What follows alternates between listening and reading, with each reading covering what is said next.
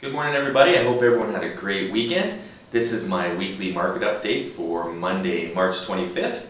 And I thought I'd start off today by talking about what was all the buzz in the mortgage market last week, and that was Jim Flaherty kind of needling his nose into Manulife Bank's business when it came to cutting their 5-year discounted mortgage rate down to 2.89%.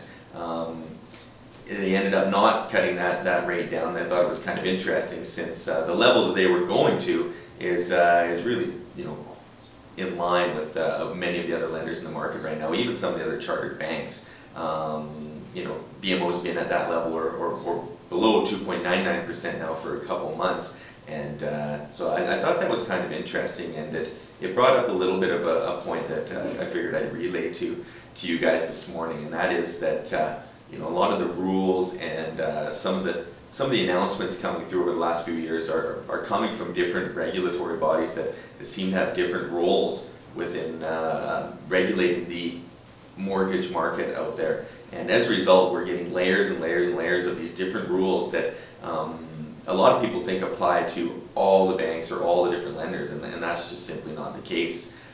For example, most of the rule changes that have been put into place over the last couple of years have been done so by the government, even though it sounds like, or they would have you they would have you believe that it's a CMHC mandated rule change. That's not the case, and the last rule change that did come through last fall that mainly targeted home equity lines of credit actually came through the Office of the Superintendent of Financial Institutions, which is termed OSFI, and that body does not oversee all of the lenders in my market anyways.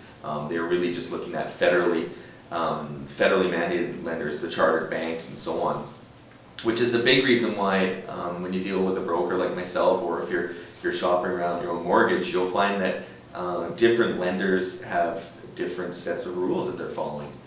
You'll still see in the credit unions and some of the monoline wholesale lenders out there that you can still get 30 and 35-year mortgages on conventional lending. You can still find home equity lines of credit up to 80% loan to value. And there are still lenders that are offering cash back that you can use on your down payment, which are all things that were announced over the last couple of years that they were being removed from the market.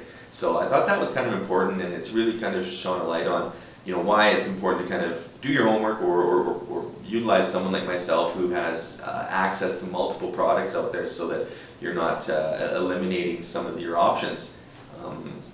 And with regards to rates this week, pretty flat again. Still looking at 2.79% as about the lowest rate on the 5-year fixed term. Still that great 10-year out there at 3.69%. No move in the variable, still prime minus 40. And the HELOC that I mentioned earlier, actually saw a few of my lenders remove their HELOC back down to prime plus 0.5 after being up around prime plus 1% for the last 6 months or so, simply because for a while there they were lending too much money under that HELOC portfolio. Also just added a little bit of a quick reference for you this week. If you're working with clients or you're talking with people, you're looking at about $467 per $100,000 of purchase price.